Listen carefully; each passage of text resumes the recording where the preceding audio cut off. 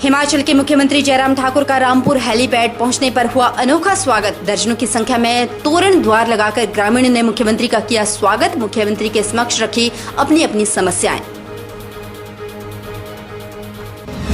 भाजपा समर्थित जिला परिषद हमीरपुर नरेश कुमार दर्जी के बयान से चुनावी साल में बड़ी सियासी गर्माहट। धूमल भी हमीरपुर से लड़ेंगे चुनाव तो लड़ने से रोकेंगे, फिर भी नहीं मानूंगा, चाहे पार्टी छोड़कर ही चुनाव में क्यों न उतरना पड़े।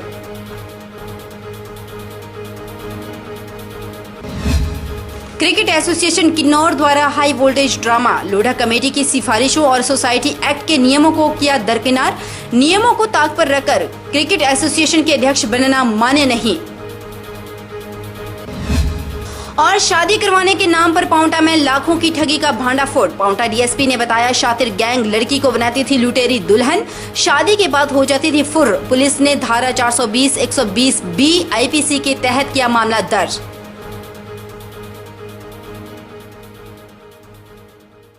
नमस्कार, स्वागत है आपका HP 24/7 में। मैं हूं आपके साथ परी शर्मा। शुरुआत सूबे के मुखिया से। हिमाचल के मुख्यमंत्री जयराम ठाकुर का रामपुर हेलीपैड पहुंचने पर भाजपा नेताओं द्वारा पंचायती राज संस्थाओं से जुड़े प्रतिनिधियों और महिला मंडलों ने जोरदार स्वागत किया। इस दौरान आसपास के एक क्षेत्र के प्रतिनिधियों ने मुख्यमंत्री के समक्ष अपनी अपनी समस्याएं रखी। मुख्यमंत्री रामपुर लोक निर्माण विभाग के रामपुर खोपड़ी स्थित परिधि गृह पहुंचे। मुख्यमंत्री धर्मशाला से सीधे वायु मार्ग द्वारा शिमला हेलीपैड पहुंचे। मुख्यमंत्री ने रामपुर पाट बंगला मैदान से भारी संख्या में मौजूद जनसभा को भी संबोधित किया। हिमाचल के मुख्यमंत्री जयराम ठाकुर ने रामपुर पाट बंगला मैदान से रामपुर विधानसभा क्षेत्र के 124 करोड़ के शिलान्यास और उद्घाटन भी किए। विभिन्न योजनाओं का लगभग 30 योजनाओं का शिलान्यास और उद्घाटन और 100 कितने करोड़ का 124 करोड़ रुपए को उद्घाटन और शिलान्यास हुए। तो स्वाभाविक रूप से इस बात को आपको समझना चाहिए कि इस विधानसभा क्षेत्र में हमारी प्राथमिकता वैसी है जहां हमारा अपनी पार्टी का भी विधायक होता है, जैसी प्राथमिकता उस क्षेत्र में विकास की होती है उसी तरह की इस क्षेत्र के लिए भी। हमने पिछली बार भी इस विधानसभा क्षेत्र में जब आना हुआ था उस वक्त बहुत सारी योजनाओं का जिक्र किया था और अभी भी हम इतना कह रहे हैं कि इस क्षेत्र के विकास के लिए अभी भी बहुत ज़्यादा ज़रूरत है। और ये क्षेत्र अभी तक भी पिछड़े हुए क्षेत्र में से एक क्षेत्र है जहाँ पर बहुत कुछ करना बाकी है। सर, जो यहाँ पर आज करोड़ों की सौगातें हुई है, क्या भारतीय जनता पार्टी 2022 के अंदर विधानसभा चुनाव में कांग्रेस के गढ़ को ध्वस्त करने में कामयाब होगी? देखिए, कभी ऐसा दौर आता है जहाँ शुरुआत होती है। मैं उम्मीद करता हूँ कि अब की बार ये शुरुआत होगी और जहाँ हम नहीं जीते थे वहाँ हम अब की बार जीतेंगे। कांग्रेस ने पुलिस भर्ती पेपर लीक मामले में मास्टरमाइंड को पकड़ने के लिए सरकार के दावे को खोखला बताया। कांग्रेस के मुख्य प्रदेश प्रवक्ता रमेश चौहान ने कहा कि सरकार इस मामले को रफा दफा करना चाहती है। उन्होंने कहा कि जिन लोगों को पेपर लीक मामले का मास्टरमाइंड और किंग पिन बनाया जा रहा है वे तो सिर्फ मोहरे हैं, जबकि पेपर लीक मामले में और जो पेपर लीक करने वाले हैं बड़ा हाथ रखने वाले सचिवालय के आशीर्वाद से पुलिस हेडक्वार्टर में बैठे हुए हैं। चौहान ने कहा कि सीएम जयराम ठाकुर ने 12 दिन पहले पुलिस भर्ती पेपर लीक मामले को सीबीआई को देने की बात कही थी, लेकिन वो झूठा वादा ही था। उन्होंने कहा कि अभी तक एसआईटी के पास ही ये मामला है। चौहान ने कहा कि जिन लोगों को इस मामले में गिरफ्तार किया है वह सिर्फ आई वॉश है। आज प्रदेश का युवा वर्ग निराश है। पेपर लीक होने से प्रदेश के 74,000 युवाओं के साथ धोखा है। जहां तक कांग्रेस पार्टी का सवाल है, कांग्रेस पार्टी हर मंच के ऊपर हमारे नेता शीर्ष जो नेतृत्व है हर बार ये भी कह रहे हैं कि ये लीपापोती करने पे लगे हुए। जो असली कल्प्रिट हैं वो पुलिस हेडक्वार्टर में बैठे हैं, जिनके ऊपर सचिवालय का जो है वरदहस्त है। हम तो ये बोलते हैं कि जो कल एक स्टेटमेंट आई है जिसमें यह कहा गया है कि उन्होंने किंग पिन को पकड़ लिया है। मैं कहता हूं कि जो किंग पिन है कांग्रेस पार्टी का जो मत है, वो जो किंग पिन है वो PHQ में बैठा हुआ है, पुलिस हेडक्वार्टर में बैठा हुआ है। असली जो गुनाहगार है, असली जो पेपर को लीक करने वाले हैं उनके ऊपर कब नकेल डालेंगे? आपने 100 से ऊपर लोगों को गिरफ्तार कर लिया। वो लोग थे जिन लोगों को सरकार ने और पुलिस हेडक्वार्टर ने दुकान खोल करके ऑक्शन करके जो है वो पर्चे बांटे हैं 4 से 6 लाख और 8 लाख रुपए के बीच में। वो तो ऑक्शन हुई है पुलिस भर्ती के पर्चों की। वो लोग तो बेचारे खरीदार है जब आपने दुकान खोली। दुकान किसने खोली?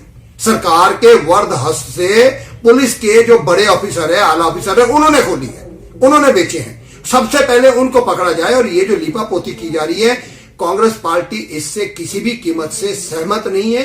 और कांग्रेस पार्टी जो है, चौहान ने कहा कि यदि भाजपा सरकार इस मुद्दे की तरफ ध्यान नहीं देती तो कांग्रेस सत्ता में आते ही मामले की फाइल उठाकर आरोपियों को सलाखों के पीछे डालेगी।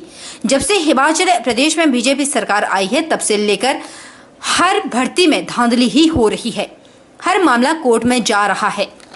आने वाले 4 महीने के बाद जैसे ही हम सत्ता में आते हैं, ये प्रूवन केस है और इसके तहत हम दोबारा से इंक्वायरी करेंगे और इंक्वायरी करके जो लोग पुलिस के अधिकारी इसमें इन्वॉल्व हैं, उनको जो है हम जो है वो रिस्पॉन्सिबल बनाएंगे। हमारी मांग है कि सीबीआई की जांच की हम मांग करते हैं। मुख्यमंत्री ने झूठ बोल करके कहा कि हमने इसको सीबीआई को सौंप दिया, एसआईटी साथ के साथ चलाई रखी।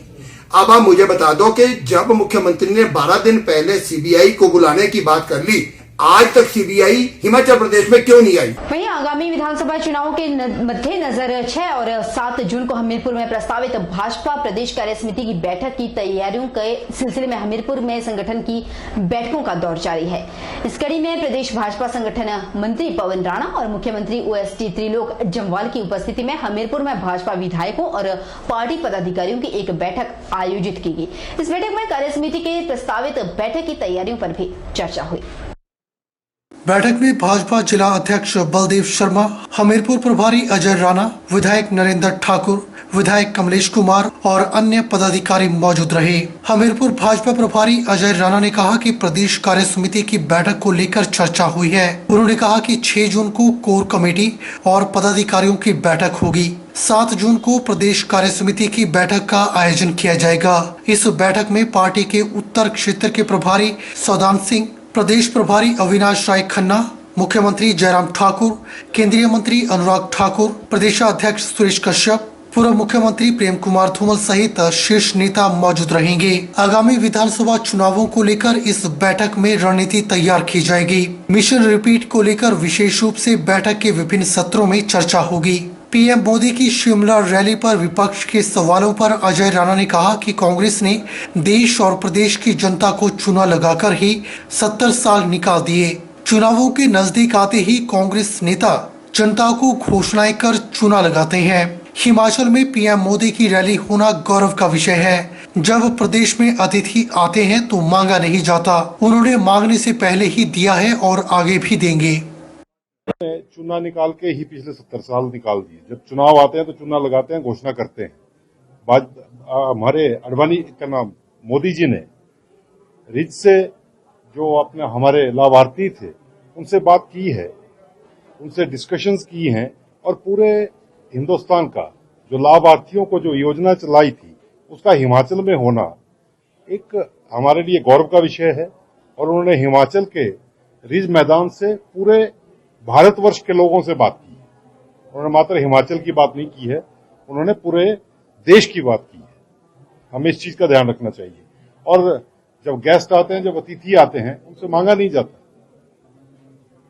मांगने की बात लगातार उन्होंने दिया है, आगे भी देंगे। कांग्रेस पार्टी से आम आदमी पार्टी में शामिल होने वाले पूर्व मंडी जिला कांग्रेस अध्यक्ष दीपक शर्मा ने सुखराम परिवार पर निशाना साधा है। उन्होंने कहा कि सुखराम परिवार पारिवारिक स्वार्थ की राजनीति करता है और सदर की जनता पूछ रही है कि सदर विधायक ने मंत्री पद क्यों छोड़ा। परिवार के लिए विधायक ने मंत्री पद को छोड़ा है, परिवार के लिए सदर के विकास को छोड़ दिया और सदर की जनता को बेसहारा छोड़ दिया है। आगामी विधानसभा चुनावों को लेकर राजनीतिक सरगर्मियां तेज हो चुकी है। चुनावी मौसम में नेताओं का आरोप प्रत्यारोप का दौर भी शुरू हो चुका है। वहीं कांग्रेस पार्टी से आम आदमी पार्टी में शामिल होने वाले आप नेता दीपक शर्मा ने सुखराम परिवार पर पारिवारिक स्वार्थ की राजनीति करने का आरोप लगाया है। दीपक शर्मा ने कहा कि 2017 के चुनावों में सदर की जनता ने भाजपा विधायक को चुना था और सरकार ने विधायक को मंत्री पद के लिए चुना, लेकिन सदर की जनता आज पूछ रही है कि सदर विधायक ने मंत्री पद क्यों छोड़ा। सभी लोग जानते हैं कि उन्होंने परिवार के लिए मंत्री पद को छोड़ दिया। आज भी देश शिक्षा, स्वास्थ्य, सड़क, सुरक्षा, रोजगार के लिए आज भी ये मुद्दे हैं। गरीबी आज मुद्दा है, निजी अस्पताल मुद्दा है, निजी शिक्षा मुद्दा है। तो आज जो वक्त था, जैसा केजरीवाल साहब जी ने दिल्ली में जो आप पार्टी का परचम लहराया, तो ना उनका मुद्दा जातिवाद का था, ना क्षेत्रवाद का था, ना ही कोई अन्य धार्मिक कोई मुद्दा था विकास का।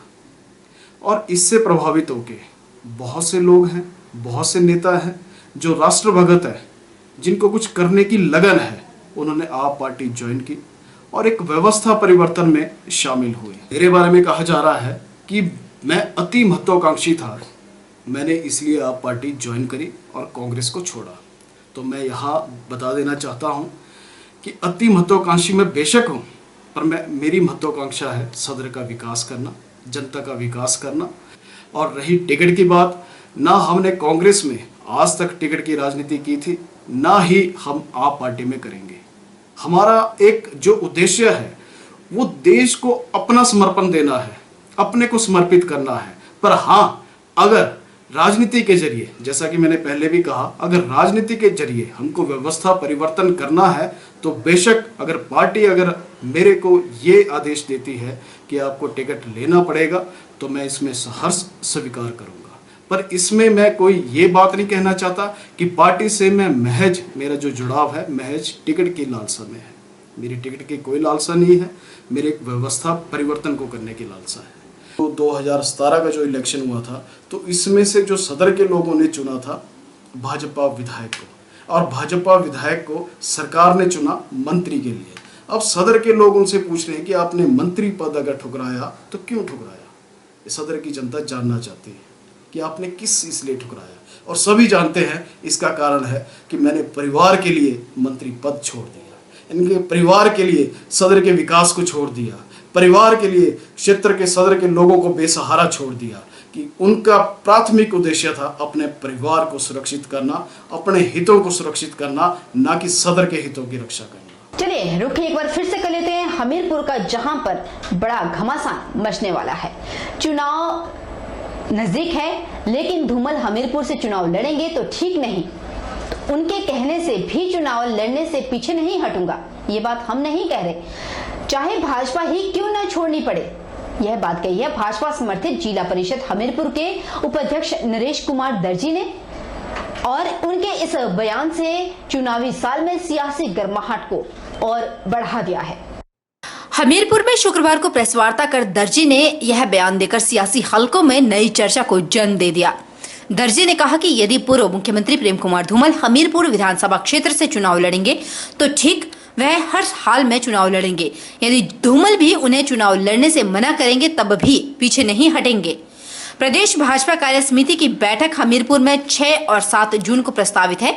ऐसे में दर्जी ने टिकट की मांग को दोहराकर फिर सियासी हलचल पैदा कर दी।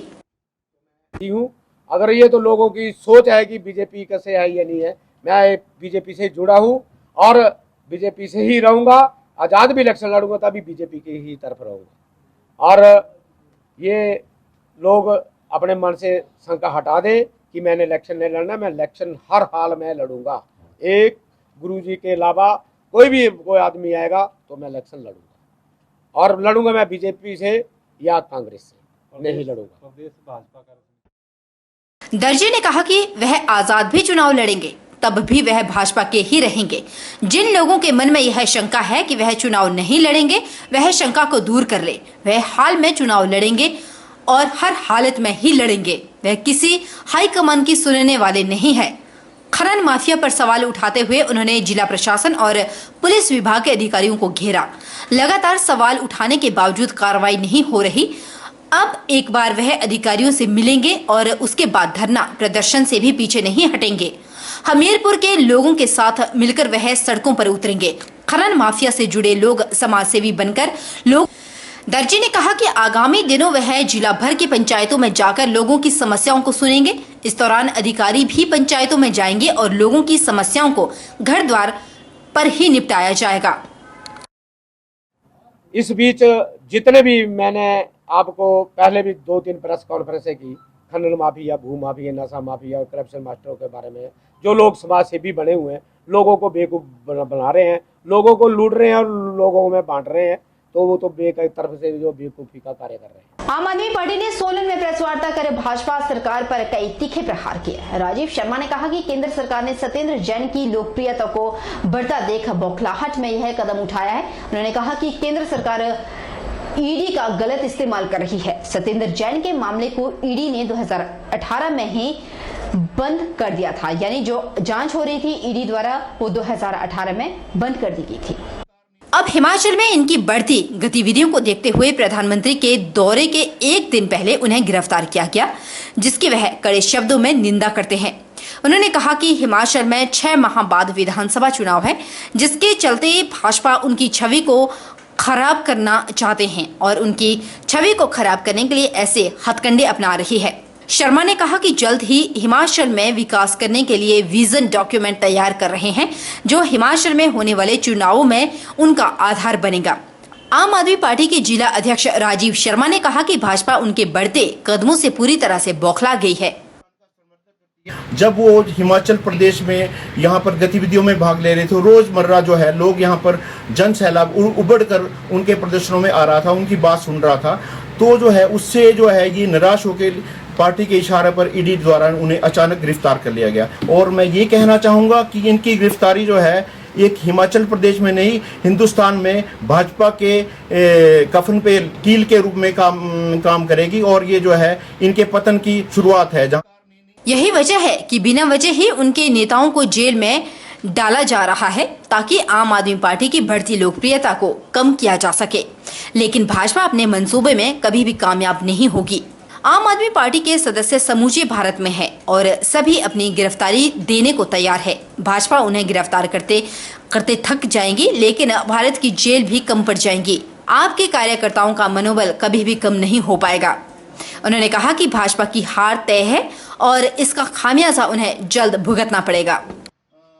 और जो अगर ये इसी कार्य को करते रहेंगे तो हम पूरी पार्टी पूरी तरह से जेल भरने के लिए तैयार है। हिंदुस्तान की सारी जेलें खत्म हो जाएंगी, इनको पूरे भारत को जेल बदलना पड़ेगा जब किसी आम आदमी को इस तरह से प्रताड़ित किया जाएगा। उधर आम आदमी पार्टी के प्रदेश प्रवक्ता शेर सिंह ठाकुर ने कहा कि बीजेपी सरकार कश्मीर में हिंदुओं के साथ हो रहे पलायन को रोकने की जगह ध्यान भटकाने के लिए झूठे मुकदमों का सहारा लेकर पार्टी के नेताओं को उलझाकर अपनी पार्टी की खोई प्रतिष्ठा को वापस हासिल करने का असफल प्रयास कर रही है। आप प्रदेश प्रवक्ता शेर सिंह ठाकुर ने कहा कि पार्टी महंगाई, बेरोजगारी, आम जनता को सुरक्षा, भ्रष्टाचार के मुद्दों पर शीघ्र प्रदेश में सरकार बनाएगी।